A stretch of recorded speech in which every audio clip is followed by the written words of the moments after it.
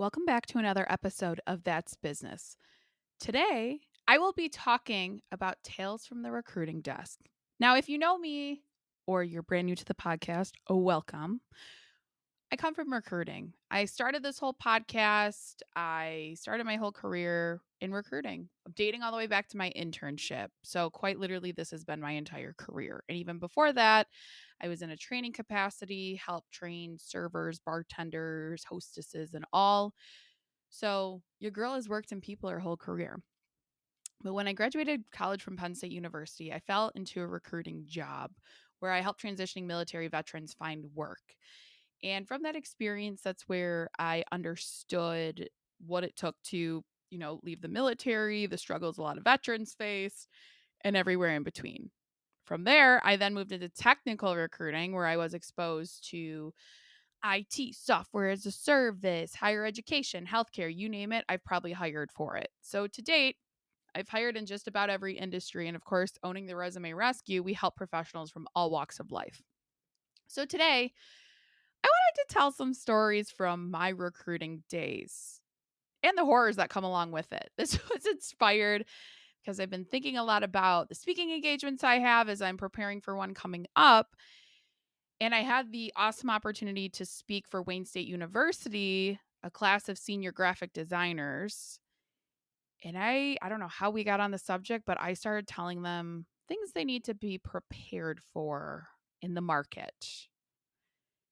And if I could have had a video of their faces at the time, I mean, jaws to the floor, absolutely shocked for the horrors I told them. And it's funny because a lot of times with clients, we often trauma bond and understand just the crappy situations people go through. So I thought I'd come on here and tell you some of them. So gear up. Some of these are just hitting the edge. I could have a whole podcast where I tell horror stories week to week, and I hope to one day. But here are some of what did I come up with? 2, 4, 7 stories or 7 areas of opportunities and horror stories that I thought of when I was reminiscing on the good old recruiting days. And for those of you that don't know, a lot of where I stand on the ground today, because I was the only woman in my department that was making $18,000 than my male counterparts, and because I was wrongfully fired from my position because I thought I was being a leader and much more. So this is all what I heard when I worked in my various corporate recruiting jobs and the stories behind them. And we're going to talk about how you could combat each situation. So, starting off, my personal favorite, let's call her Mary. And this happened more than once, but we're going to call out not her real name, Mary. So at my job, we worked with a lot of technical folks. So as a technical recruiter, and for those of you that don't know, anyone that comes here on a visa is on a STEM visa. So that's science, technical, engineering, mathematics stands for STEM. There's other options too, but because there's such a need for these positions, professionals from other countries are allowed to come here on different visas if they're fulfilling a need in the market. Have to come here perfectly legal, have to obtain these visas, and everything in between. So, oftentimes we worked with people from other countries. So, Mary here, I remember a situation where we had found some candidates for the job, and she finds someone and she's like, "Yeah, I'm not calling them. I can't pronounce their name." And I go, "Mary," because I trained her on her position. I go, "That's not how we do business around here. Like, you have to call them. Like, they're a perfect fit for the role." "Yeah, well, I can't pronounce their names, so I can't call them. I'm not calling them."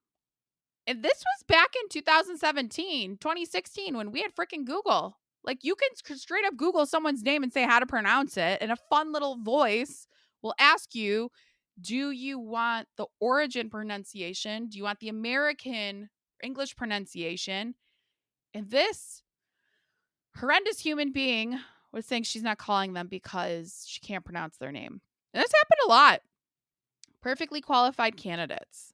Nothing grinds my gears more because that's laziness. So, what I would do to combat this, and let me set this record straight too before I tell you how to combat this or go against it. You shouldn't have to do any of this. Let's be clear. The market should be fair, but it's freaking not. And you deal with people like Mary who are gatekeepers to you getting a new opportunity. So I would say if you have a different name, like my last name's Buccellato and it looks nothing like it's pronounced. People get it wrong all the time. What you could do, you have an option on LinkedIn and some other social media platforms where you can put on there how to pronounce your name.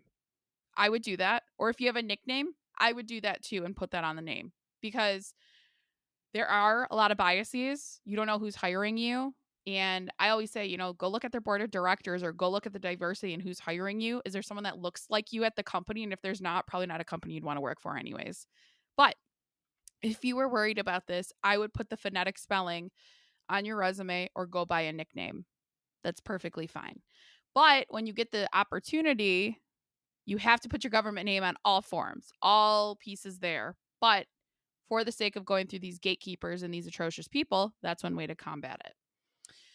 Speaking of combat, military experience not being valid or it doesn't count as experience. So, not in my first job, but in my second job. So, first job, I worked with transitioning military vets. So, they understood the importance of military vets. Second job, I worked in technical recruiting. And I vividly remember getting into it with an account manager multiple times who told me they have military experience. It's not valid. And I remember yelling at each other at their desk and saying, how can you look me in the face and say they don't have valid experience? So if you're not familiar with the military, especially the Army, they give you what's called an MOS. And what the MOS is it's a code that stands for your specialty that you are trained vigorously in. Okay? I believe MOS stands for military occupational I forget what that stands for. But anyways, not the point. So you are literally trained on a specialty, and that goes for every branch of the military. But I most often worked with Army. How are you about to sit here and tell me someone that served 20 years in the military in one specialty, coordinating global missions, working in other countries, working with other languages, does not have valid experience? You're lying. Like, how is that? I would argue that's specialty experience. That's a lot harder than a freaking corporate job where you're doing the work. And that's not a blanket statement. There's many lingering variables there. But how are you about to say that about someone with military experience? So, what I would do, this is one of my specialties actually. I would translate, if you're a military vet, translate your military experience into civilian terms. That's actually how I got my start writing resumes because I was so freaking fired up about people like my account manager saying, you don't have valid experience. We're not hiring you. That I would translate it. I would sit here and say, okay, explain to me, instead of personnel, let's call them employees. Instead of global operations, put what you did, or coordinated, or instead of correspondence, put communicated. We just have to translate it like another language so it makes sense to people that don't have military experience, because it's so difficult to get past people who are gatekeeping you on opportunities that they shouldn't be. You want to trigger me. That's just one of the many things. This whole podcast is just fires me up and my heart rate's going a million miles a minute right now. But speak with someone who understands your military experience. And let me be clear, I never served. I don't know what it's like serving, but I'm blessed to have worked with thousands of veterans myself. And we can translate those terms into civilian terms to get you the non-governmental opportunities. Oh, this was a good one. Okay. So, what do we want to call him? Let's call him Gavin. Gavin was an older gentleman, one of the good old boys in the good old boys club. And I remember him coming to me and seeing someone's name and saying, they're not going to fit into the culture. I'm like, what do you mean by that? He says, they're not going to fit into the culture. Now, if you were to read this name, and I did know this because I had actually met this woman, she was a Black woman. And he saw her name and said, she's not going to fit into the culture. And I go, well, can you put that in email to me? He goes, I'm telling you, she's not going to fit into that culture. There's a lot of men here, and we would like someone that looks like them. I'm like, my man, this is like discrimination 101. I go, you're not even going to send her resume through, even though she's a perfect fit for the role? Yeah, I just know the client's not going to like her. She's not going to fit into the culture. All based on her name, not based on her experience, not based on anything else, but his freaking bias over what she freaking looked like in his head. I refuse to work on that account anymore. I said, I'm done. I'm over this. I'm done giving these men the opportunities just because they have it. And this is the point of DEI, diversity, equity, inclusion. And for those of you who, and I doubt any of you listening to this are even against DEI, just knowing who I am, but this is the problem. This is where this is important to infiltrate into these hiring processes, because someone like freaking Gavin, who is still active and actually in a bigger role at the company I worked with, says things like that and feels comfortable with it because he's gotten away with it for 30 some years. So what's the difference now? And that's bullshit. That's absolute bullshit, because you want to hire someone that looks like you or looks like the people around you. Get out of here. So in that situation, it's similar to what I said about not pronouncing someone's name. You kind of have to put either a nickname or do it. Get past these systems and these biases for companies. And again, I still stand on the fact of, if there's not someone that looks like you, do you really want to work at the company? I've worked male dominated environments, and yeah, I have thicker skin, but looking back at it now, it's like I missed out on so much of the world. So no. But you should be comfortable in your own work culture. So if you want to put a nickname on there, you can. But again, we're in a very interesting time right now with hiring and recruiting. So you have to do what's best for you. Another story about good old Gavin. He was notorious for this, where I would scream across the room and be like, stop asking people these questions. So he loved to ask inappropriate questions to candidates. So in recruiting, when you're working on the staffing side, how it works is the recruiter partners with an account manager. The account manager is the liaison to the hiring manager at the companies we're staffing for. So me as the recruiter, I have the communications with the person we're trying to hire, the hiree, the job seeker. The account manager has the communications with the hiring manager at the companies we're hiring at. Okay. So keeping that in mind. So when good old Gavin would call, he would recruit himself. He would call people and I would listen in horror. So he would say, oh, do you have to run this job by a wife or husband? Like, assuming everyone is just straight in the world, of course, or that they are married. Like, first of all, you can't ask that. Number two, oh, what do you like to do on the weekends? Like, you have kids, you have this. Can't answer that. And number three, what year did you graduate college? I know this is a problem because many applications ask you for your year of graduation. They are not legally allowed to ask for it. They could ask you for transcripts. They could ask you for things like, do you have validation that you did obtain this degree? But they could find that information out very easily. It's a form to figure out. It's a way to figure out how old you are. All these inappropriate questions. So if a recruiter calls you and is asking these inappropriate questions, no, you could decline to answer. And I get it. Like, it's so hard right now. Find an opportunity to make sure it works with you. I mean, we're in a financial crisis. There's so much going on in the world, but you could decline to answer these questions. You absolutely can. It's totally fine, totally appropriate. I get it. With that same company, what do I want to call this next person? Let's call him Lou. Lou here, we had a candidate, and I had this other woman that I worked with that I adored. She worked out of another office, and every time I traveled to that office, we always hung out. She was super nice, and she had a candidate that was trans. So she goes, perfect candidate for this role, looks great.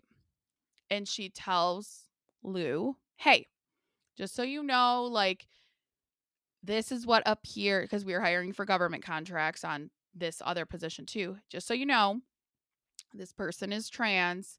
This is their government name, but this is what they go by.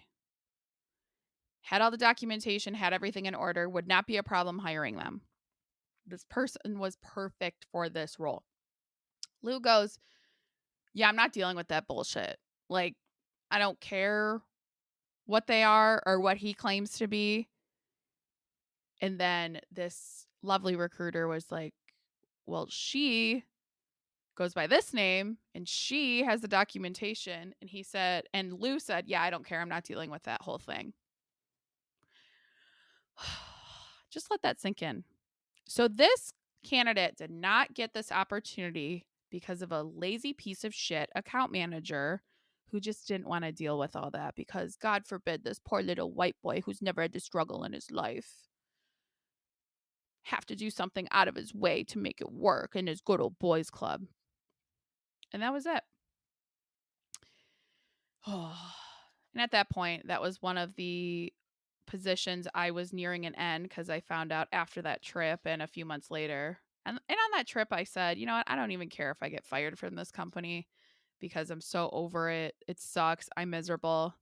Well, I manifested that one real quick and found myself fired about 2-3 months later. So that was good, Angela. It's just so lazy. It's so stupid. So if you're trying to work through this, you have to know your rights. So there's an awesome organization called Out in Tech, and they post a lot of jobs. They post a lot and see what people are doing. We're in the month of June right now. See what they're posting for Pride. Is it the blanket like rainbow logo and that's what they're saying? Do they have something on their website? Do they have diversity on their team? What are they doing? Who are they donating to? I mean, this shouldn't be like a new thing. People get to be who they want to be.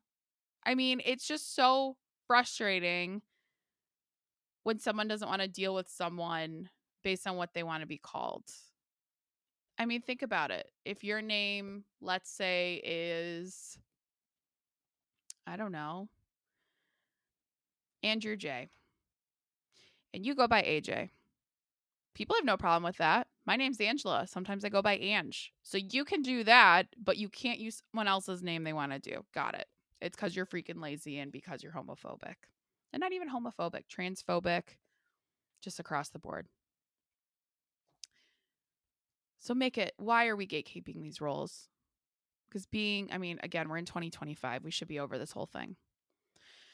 But we're not. We know that. Next, one of my personal favorites. You're too old. They know too much and they're stuck in their ways and cannot be trained. This is the good old ageism. Ageism because you're too old and you can't be trained. That's bullshit. I've worked with I've worked with every generation. I've worked with older generations. I've worked with younger generations. I worked with everywhere in between. I've worked with millennials as I'm one myself. But when you say someone's too old or they're overqualified for a position, that's not your decision to make because you don't know their situation. And of course, right now, with how difficult it is to get any type of feedback on jobs, a lot of people are going after jobs they did 5-10 years ago because they just want to get back to work. So how are you, and especially if you have the salary range posted and they are still applying to the job, how are you to sit here and say they're not a good fit? But that's one of the most common ones. I mean, a lot of clients we work with say the same thing. They're like, I'm worried I'm too old on paper. What do I do? Worked with people anywhere from 15 to 65. It's true. So how you do this on your resume? And how I would do this, I would take off the years of graduation for sure. If you did decide to go to school, you could take off anything over 15 years old, 15, 20 years old. I don't want you to just put a decade of experience because that may result in you getting lower salary ranges, which is not what we want. So just make sure you're not putting the dates of every single thing on your resume. It's not lying. Background checks go back 7 to 10 years for employment verification. So it's okay. But ageism is very real. Or I was thinking I wanted a younger candidate. You can't say you prefer someone of a various age range because that is a little form of what we call discrimination there for people, okay? And it's different for different jobs. You know, obviously if you want someone that's lugging boxes, or let's say works for a wholesale distributor and they have to lift over 100 pounds and they have to be able to be on their feet for 8 hours straight and whatever, you have to put that into the description, but you can't disqualify someone based on their age. If they can't meet or they can't fulfill the needs of that requirement of the position, that's okay. You can't disqualify them if that's needed.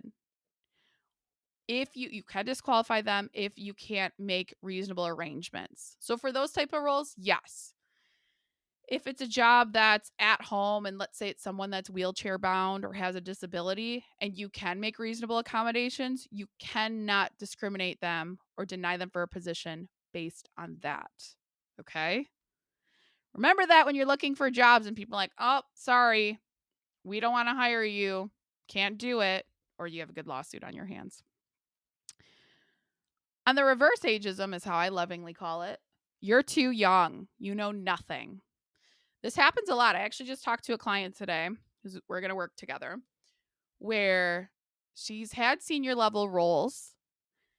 She has a master's. She has very niche experience. She had a freaking internship at NASA. NASA. That's crazy.